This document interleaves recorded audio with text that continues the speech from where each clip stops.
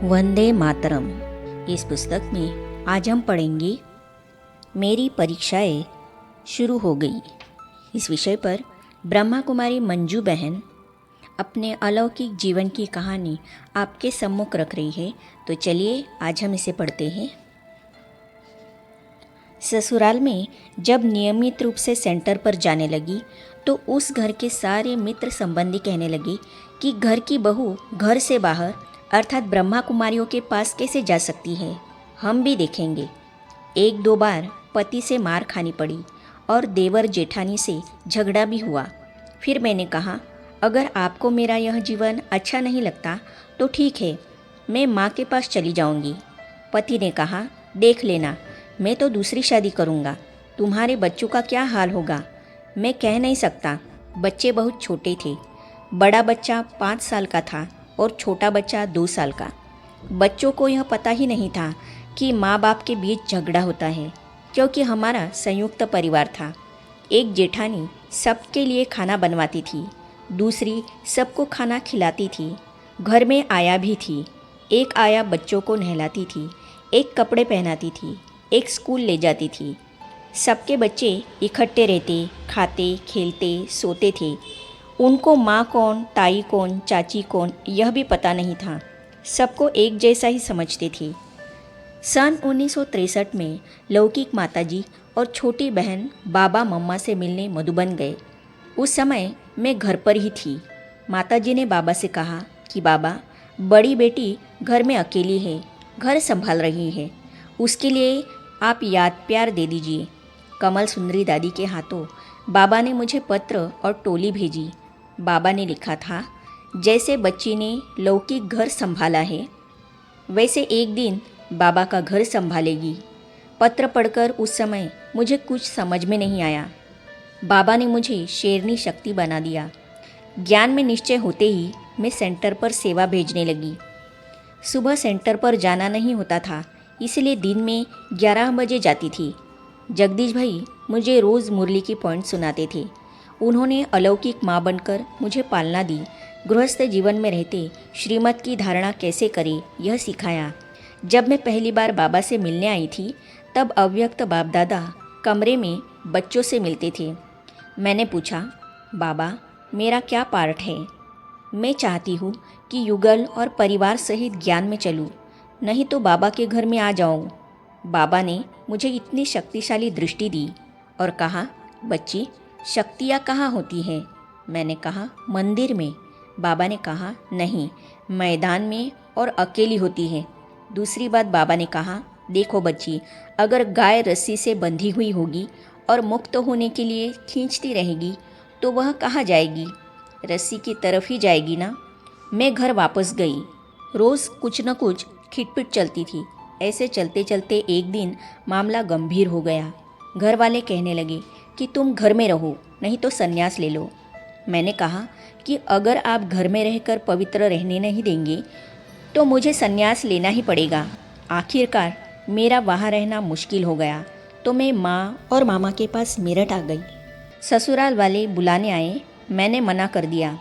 एक दिन मामा जी से कहा, मामा जी सांसारिक जीवन से मेरा जी उड़ गया है, मेरा विश्व सेवा करने का मन कह रहा है। मामा जी ने कहा, देखो मंजू, धर्म का रास्ता बहुत कठिन और कांटों भरा होता है। मैंने कहा, मैं उस पर चलूँगी। यह सन 1970 की बात है। उस समय ससुराल वालों ने भी तलाक की बात निकाली। मैं तो पति से पहले ही कह चुकी थी कि आप दूसरी शादी कर लो, मेरी कोई आपत्ति नहीं है। तलाक के 2-3 मास बाद मैं मधुबन आई और यहाँ रहने लगी। दीदी से प्रश्न पूछा, आपको यह नहीं लगता कि एक माँ होते हुए भी बच्चों के लालन पालन, शिक्षा दीक्षा, रक्षा के कर्तव्य से विमुख हो गई? पत्नी होकर पति का साथ नहीं निभाया? दीदी ने कहा, बहुत लोगों ने मुझे बोला, तुम एक निष्ठुर माँ हो, तुम बच्चों को सुख नहीं दोगी तो तुम्हें ज्ञानी जीवन में भी सुख नहीं मिलेगा। लेकिन उनका यह मानना गलत था, क्योंकि हम तो जन्म जन्मांतर से पति पुत्रों की सेवा करते आए हैं। यह एक जन्म विश्व सेवा के लिए, विश्व परिवर्तन के लिए और भगवान के कर्तव्य में सहयोगी बनने के लिए मिला है। कुछ लोगों की सेवा का त्याग करना विमुखता नहीं है, विशालता है। मैं पूरे विश्व के बच्चों को अपने बच्चे मानती हूँ। उनको ज्ञान, योग, दैवी गुणों की शिक्षा देकर उनकी अलौकिक पालना करना चाहती हूँ। बच्चों को तो उनका पिता पाल लेगा, परंतु मैं आश्रम पर आने वाली दुखी, अशांत आत्माओं को ज्ञान का अमृत पिलाती हूँ और उनका परमात्मा के साथ संबंध जुड़ाती हूँ। इसलिए मुझे नाज है कि मैं हद की माँ से बेहद की माँ बनकर देश की, समाज की, विश्व की सेवा कर रही हूँ। मेरी तो इच्छा थी कि घर में रहकर पति और बच्चों की सेवा करते हुए ज्ञान में चलूं, लेकिन खुद परिवार वालों ने और पति ने ही मुझे ज्ञान में चलने नहीं दिया। मैं तो उनसे कुछ नहीं मांगती थी, लेकिन पवित्र रहने देने के लिए ही कहती थी। मैं सादा जीवन बिताती थी, पत्नी रूप की और माँ रूप की जिम्मेवारियाँ निभा रही थी, लेकिन उनका एक हट था कि यह ब्रह्मा कुमारियों के पास नहीं जाए। क्या इंसान को इतनी भी आज़ादी नहीं कि वह अपनी आत्मा की उन्नति के लिए साधना करे? पत्नी पति की दासी तो नहीं है। जीवन रूपी नदी को पार करने के लिए पति को साथ देने वाली साथी है। एक दूसरे के कष्ट सुख में सहयोगी बनकर चलना होता है। मैंने तो सिर्फ काम विकार के लिए मना किया था। यहाँ तक कि मैंने ही पति से कहा कि दूसरी शादी कर लो, मैं लिख कर देती हूँ। तलाक के लिए तो उन्होंने कहा, मैंने नहीं। दीदी से प्रश्न पूछा, क्या आपके बच्चे आपसे नाराज़ नहीं हैं कि हमें अनाथ बनाकर चली गई? दीदी ने कहा, नहीं, वे मेरे से खुश हैं। जब भी मैं दिल्ली या मेरठ जाती हूँ, दोनों बच्चे आकर मिलते हैं, साथ बैठते हैं। उनको भी बाबा के प्रति बहुत प्यार है, माँ के प्रति श्रद्धा है। दोनों बेटे अपनी कमाई में से बाबा के घर के लिए हिस्सा निकालते हैं और अपने नज़दीकी सेवा केंद्र पर जाते हैं। दीदी से प्रश्न पूछा, इतना बड़ा और प्यारा परिवार होते हुए भी आप कैसे नष्टोमोहा बनी? दीदी ने कहा, ज्ञान मिलने के बाद मुझे अंदर से यही रहता था कि भगवान ही मेरा सच्चा पति, पिता, पुत्र और संरक्षक है। उसने इस पति और इन बच्चों को निमित्त बनाकर संभालने के लिए मुझे इनके पास भेजा है। परिवार वालों के प्रति प्यार रहना चाहिए, न कि मोह। जब हम परिवार वालों के साथ निमित्त और निर्मोही, ज्ञान युक्त और योग युक्त होकर रहेंगे, तब हमारे वाइब्रेशंस उनके मन में ज़रूर हमारे प्रति सम्मान का भाव पैदा करेंगे। वे हमें एक देवी के रूप में देखेंगे। जब वे हमारा आचरण और व्यवहार देखेंगे तो अपने आप सोचेंगे कि यह तो संसार के सुखों को स्वीकार नहीं करती, अपने लिए कोई वस्तु आदि जमा कर नहीं रखती, हमें कोई दुख पीड़ा नहीं देती, तो हम क्यों इसके मार्ग में अड़चन डालें? हम क्यों इसके सुख में बाधा डालें? अगर भगवान का सुख इसे लेने नहीं देंगे तो भगवान भी हमें माफ़ नहीं करेंगे और सज़ा देंगे। जब तलाक हुआ तब हमारे 60 रिश्तेदार जो समाज में बड़े माने जाते थे रोने लगे, लेकिन मेरी आंखों से एक बूंद भी नहीं निकली। मुझे इसका कोई दुख नहीं था। मुझे स्मृति थी कि यह बेहद का नाटक है। हर एक अपना अपना पार्ट बजा रहे हैं।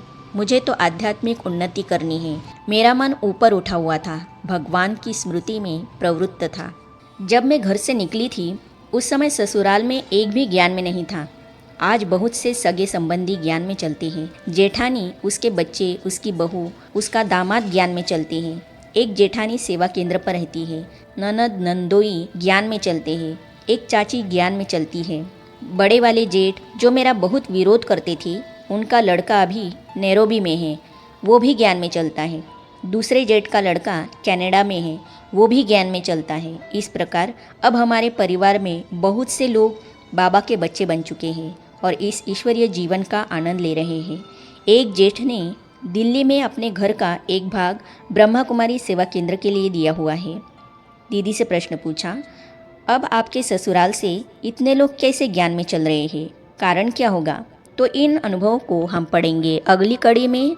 तो ये जानने और पढ़ने के लिए इस चैनल को सब्सक्राइब करने के साथ ही साइड में जो बेल आइकॉन है उसे भी क्लिक कीजिए, ताकि आने वाली सभी वीडियो और अब तक की सारी वीडियो आप तक पहुंचती रहेगी। ओम शांति।